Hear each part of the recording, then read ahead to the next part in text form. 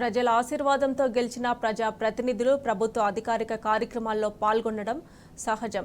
అది ప్రజాస్వామ్య స్ఫూర్తి. ప్రజాక్షేత్రంలో ఓడి ప్రభుత్వ కార్యక్రమాలకు సంబంధం లేని వ్యక్తి అధికారిక స్టేజ్ మీద కూర్చోవడం అంటే అది ప్రజాస్వామ్యాన్ని అవమానించడమే, ప్రజా తీర్పును అవహేళన చేయడమే. రంగారెడ్డి జిల్లా మహేశ్వరం నియోజకవర్గ పరిధిలోని కొత్తపేటలో అదే జరిగింది.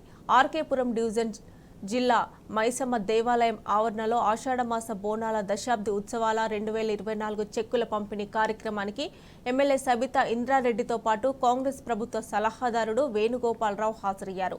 అధికారులు వారిని స్టేజ్ మీదకు ఆహ్వానిస్తూనే కార్యక్రమంతో ఏమాత్రం సంబంధం లేని కాంగ్రెస్ నాయకుడు కె లక్ష్మారెడ్డిని స్టేజ్ మీదకు ఆహ్వానించారు. దీనిపై ఎమ్మెల్యే సబితా ఇంద్రారెడ్డి తీవ్ర ఆగ్రహాన్ని వ్యక్తం చేశారు.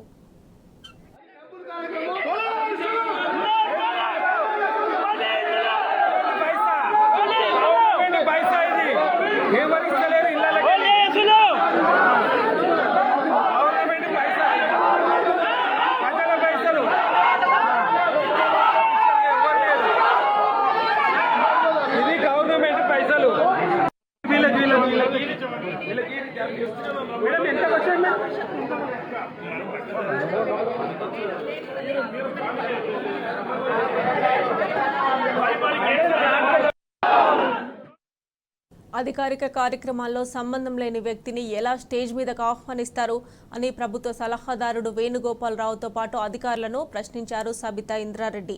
ఇదే సమయంలో కాంగ్రెస్ నాయకులు స్టేజ్ మీదకు రావడంతో తోపులాట జరిగింది. బీఆర్ఎస్ నేతలు, కార్యకర్తలు ఆగ్రహం వ్యక్తం చేస్తూ నినాదాలు చేయడంతో ఘర్షణ వాతావరణం నెలకొంది. మాజీ మంత్రి సబితా ఇంద్రారెడ్డి స్టేజ్ మీద నుంచి కిందకు వచ్చి నేలపై బైఠాయించి తన నిరసన వ్యక్తం చేశారు. ఎప్పుడూ లేని విధంగా లబ్ధిదారులను మాత్రమే లోపలికి అనుమతిస్తామని పోలీసులు చెప్పడంపై ఎమ్మెల్యే ఆగ్రహం వ్యక్తం చేశారు. ఎమ్మెల్యేగా పోటీ చేసి ఓడిపోయిన వారిని కూడా వేదిక వద్దకు రానివద్దని డిమాండ్ చేశారు. కొంత అమౌంట్ ఇవ్వాలా అనేది చెక్ రూపంలో ఇవ్వాలన్నది గతంలో కేసీఆర్ గారు ముఖ్యమంత్రిగా మొదటిగా కాగానే తెలంగాణ సంస్కృతిని గౌరవించాలి, తెలంగాణ సంస్కృతిని ఎంకరేజ్ చేయాలని ఆలోచనతోని బోనాల పండుగని, ప్రతి బోనాల పండుగకి ప్రతి గుడి దగ్గర కూడా వాళ్ళ ఖర్చుల నిమిత్తం ప్రభుత్వం నుండి కొంత అమౌంట్ ఇచ్చేవారు. అదే నానుడు ఈరోజు బోనాల పండుగ సందర్భంగా చెక్కులు ఇస్తామని ఇక్కడ మన ప్రభుత్వ సలహాదారుడు వేణుగోపాల్ గారు రావడం జరిగింది. చాలా సంతోషం, ఆయన స్వాగతిస్తూ ఉన్నాను. ప్రోటోకాల్ ప్రకారం వస్తారు, వారికి ఇస్తాము, వారిని వెల్కమ్ చెప్తాము. కానీ ప్రోటోకాల్కి సంబంధం లేకుండా, ప్రోటోకాల్ అంటే ప్రజల చేత ఎన్నుకోబడ్డ వాళ్ళందరినీ కూడా పిలవాలి. ప్రోటోకాల్కి సంబంధం లేకుండా ఓడిపోయిన వాళ్ళని ఇన్ఛార్జ్గా పెట్టేసుకొని కూడా అఫీషియల్ ప్రోగ్రామ్స్ చేయమని చెప్పి గౌరవ ముఖ్యమంత్రి రేవంత్ రెడ్డి గారు ఆర్డర్ ఇచ్చారనేది మాకు తెలియాలి. ఎందుకంటే ఎక్కడైనా కూడా ప్రజల చేత ఎన్నుకోబడ్డ వాళ్ళని ప్రోటోకాల్ ప్రకారం ప్రభుత్వ కార్యక్రమాలు చేస్తూ ఉంటారు. లేదు, మేము ప్రభుత్వం నుండి ఏ కార్యక్రమం వచ్చినా పార్టీ పరంగానే చేస్తాము, పార్టీ ఇన్ఛార్జ్లను ఓడిపోయిన వాళ్ళని పెట్టుకొని ఇక్కడ కార్యక్రమం చేస్తాం అనేది ఒక చట్టం తీసుకొస్తే మాకు ఇదంతా ఉండదు. చట్టం తీసుకొస్తే చట్టం ప్రకారమే చేసుకోండి అని చెప్తా ఉంటాం. కానీ తెలిసిన వాళ్ళ గౌరవం లేకుండా ఓడిపోయిన వాళ్ళ స్టేజ్ మీద పక్కన కూర్చోబెట్టుకొని చెక్కులు పంచుతామంటే ఇది ఎట్టుపోతుంది అనేది గౌరవ రేవంత్ రెడ్డి గారు దయచేసి గమనించాలని కోరుతా ఉన్నాను. మీకు రాజకీయాలే ప్రధాన ఎజెండాగా ప్రభుత్వాన్ని నడిపిస్తున్నారు. ప్రజల సంక్షేమం, ప్రజల అభివృద్ధి, ప్రజలకు కావాల్సిన అవసరాలు మీ దృష్టిలో లేవు. ఈరోజు రాష్ట్రంలో ఎక్కడ చూసినా అత్యాచారాలు, దోపిడీలు జరుగుతూ ఉంటే కళ్ళు మూసుకొని పాలన చేస్తుంది ప్రభుత్వము. ఒకసారి నిరుద్యోగ యువకులందరూ కూడా, యువత అంతా కూడా రోడ్డు మీదకి వచ్చి ధర్నాలు చేస్తుంటే కళ్ళు కనిపించకుండా పాలన చేస్తుంది ప్రభుత్వము.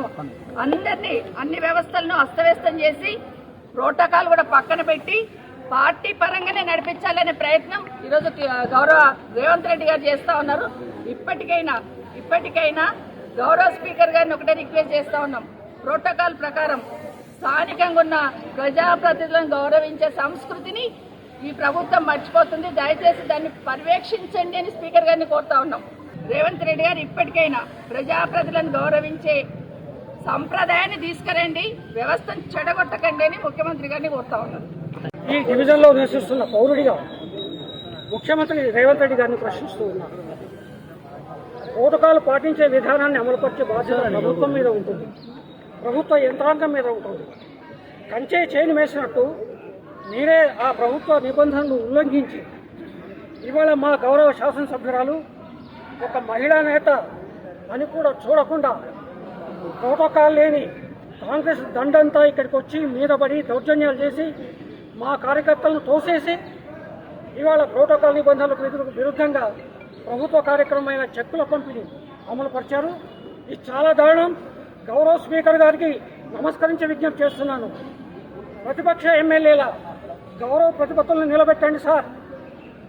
మా మహిళా ఎమ్మెల్యే మా గౌరవ శాసనసభ్యురాలకి అన్యాయం జరిగింది, ఇవాళ అవమానం జరిగింది. దీన్ని మీరు స్వీకరించి సుమోటోగా స్వీకరించి మీరు న్యాయం చేయండి. ఇంత అరాచకాన్ని, ఇంత అప్రజాస్వామిక విధానాలు ఇలాగే కొనసాగితే తప్పనిసరిగా ప్రజలు రేవంత్ రెడ్డి గారికి బుద్ధి చెప్పే రోజు ఎంతో దూరంలో ఉండదు. మీకు చేతనైతే మీరు వాగ్దానం చేసిన హామీలు ఏమైతున్నాయో అవి అమలుపరచండి. ఇవాళ రోడ్ల మీదకి వచ్చిన యువత ఎవరైతే ఉన్నారో వాళ్ళ ముందుకు వెళ్ళి మాట్లాడండి. ఇవాళ ఎంతమంది రైతులు చనిపోతున్నారో వాళ్ళ ఇళ్లలోకి వెళ్ళండి. ఎంతమంది నేతలు ఉరేసుకుంటున్నారో వాళ్ళ ఇళ్లలోకి వెళ్ళండి తప్ప ప్రోటోకాల్ లేకుండా ఒక అరాచక వ్యవస్థను ఇక్కడ నిర్మాణం చేస్తారంటే ఇది బీహార్ కాదు, ఇది తెలంగాణ. తెలంగాణ ప్రజలు చైతన్యవంతులు. తప్పనిసరిగా ఒక్క కాటుకు చెప్పేదబ్బలాగా ఏదో ఒక రోజు మీకు సమాధానం చెప్పే రోజు తొందరలోనే ఉంది. ఇవాళ బేషరతుగా కిష్టనగా లక్ష్మాటి సహా కాంగ్రెస్ శ్రేణులంతా కూడా సబితమ్మకు క్షమాపణ చెప్పాలి. భవిష్యత్తులో